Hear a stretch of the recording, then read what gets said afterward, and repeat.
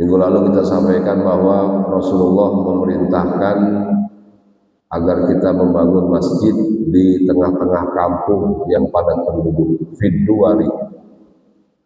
Jadi jangan sampai di tempat yang tidak ada penghuninya. Karena itu seringkali terjadi pergesekan di masyarakat. Kalau ada non-muslim yang ingin mendirikan rumah ibadah, sebab yang ibadah orang mana-mana. Ya, saya pernah baca di surat keputusan bersama 3 menteri, SKB 3 menteri, bolehnya mendirikan rumah ibadah kalau di situ sudah memiliki paling tidak 40 jemaah, 40. Jadi karena kita mayoritas, makanya secara tidak langsung kalau ada orang Islam yang nggak pernah ke masjid, yang nggak pernah sembahyang, paling enggak dia bantuin Islam dengan KTP-nya. Masjid. Terus kita lanjutin. Jadi minggu lalu kita sampaikan bahwa Nabi memerintahkan kita buat bangun masjid di tengah-tengah kampung. Nabi sholat di luar masjid, di lapangan lah, di halaman yang luas. Selesai sholat, datanglah awan hitam.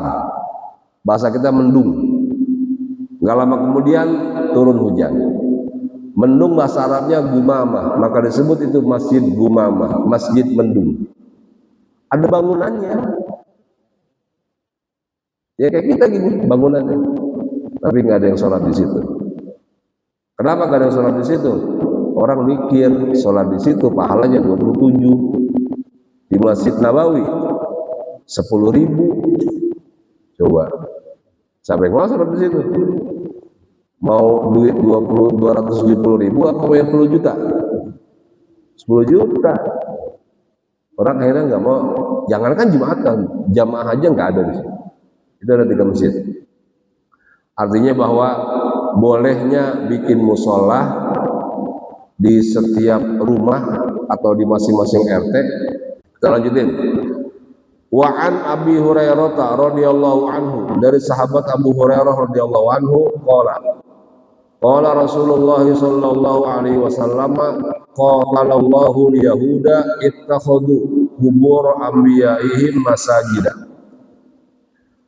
Allah melaknat orang-orang Yahudi yang mana mereka menjadikan kuburan para nabi sebagai masjid. Jadi kalau sekarang kuburan orang-orang soleh didiriin masjid sebagai tempat sujud.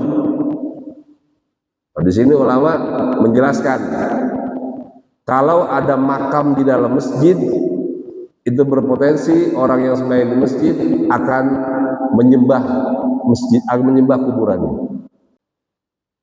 Bahkan bolehnya kita sholat di kuburan untuk sholat jenazah, tapi nggak boleh buat sholat 5 waktu. Jelas-jelas di kuburan.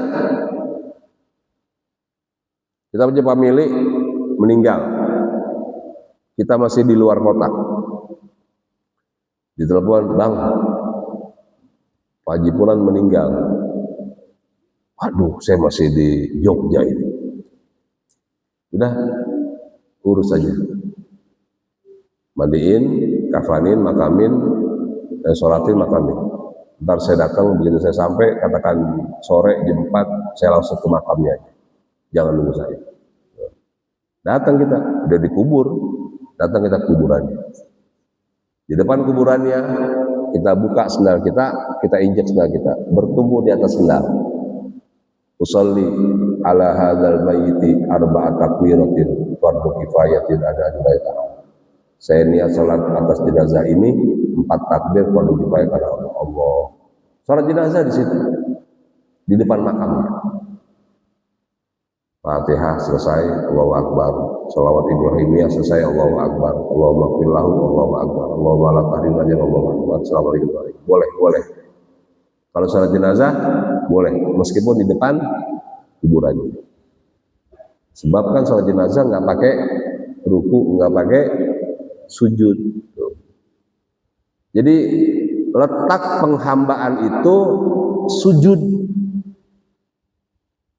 Makanya saudara kita yang anti banget masjid yang ada kuburannya, sebab kita ada sujudnya, sholatnya, takutnya mengundang setan untuk mengajak orang yang sholat agar menyembah kuburan. Tuh. Ada sujudnya masalahnya. Karena itu ulama fikih yang mereka menganjurkan sahnya sujud kalau 7 anggota sujud ikut sujud, nyentuh tanah ya, 1 jabhah, kedua tangan, telapak tangan, lutut, sama kaki kan. Sekarang kalau ada orang sujud cuma dia jatuhin doang nih, jidatnya nempel ke sejadah tapi tangannya ke belakang gitu, itu kira-kira sholatnya sah nggak begitu? Hah? Sujud cuma jidatnya doang nempel gitu ke sejadah, tangannya di pinggang, katakan gitu. Sah nggak? Enggak kan? Bawa bilang enggak. Nah, di depan ada patung. Dia sujud, keningnya doang nempel. Tujuannya apa? Sujud kepada patung. Tangannya di pinggang, kepalanya sujud. Itu murtadnya sah nggak? Hah? Dia mau menyembah patung, model sujudnya begitu, jidat doang nempel, tangannya di pinggang atau gitu. Itu murtadnya sah? Hah? Sah nggak murtadnya? Sah. Murtadnya sah. Bahwa tujuan dia menyembah patung, padahal sujudnya cuma jidat doang nempel. Karena itu ulama bilang, udah, andaikan yang sujud cuma keningnya doang yang nempel, itu udah dianggap sah. Tapi abdolnya 7 anggota sujud nempel ke tanah semua. Tuh. Ya. Atau posisi ruku, kayak apa tuh di film-film kungfu kita, kalau ada suhu meninggal, itu kan dia kan gitu kan, nunduk begitu, nggak sampai sujud, cuma kayak orang ruku begitu. Kalau ada di depan kita ada berhala, ada patung, kita menghormati dia, yang maksudnya untuk menyembah dia cuma dengan posisi ruku, sah nggak tuh murtadnya? Murtadnya sah nggak? Sah, sebab tujuannya untuk menyembah. Terus jadi Allah melaknat tidak hanya orang Yahudi, orang Islam pun kalau dia sholat menyembah kuburan, itu juga dilaknat oleh Allah Ta'ala. Ya, menyembah kuburan. Ke makam para wali juga sama, ke makam orang tua juga sama. Ya Allah, saya berada di makam bapak saya, di makam ibu saya, keramat saya. Saya minta kepadamu, dengan saya berziarah ke makam orang tua saya, berikan apa yang saya minta dalam doa. Berwasilah boleh, tetap mintanya ya Allah, bukan ya emak ya bapak.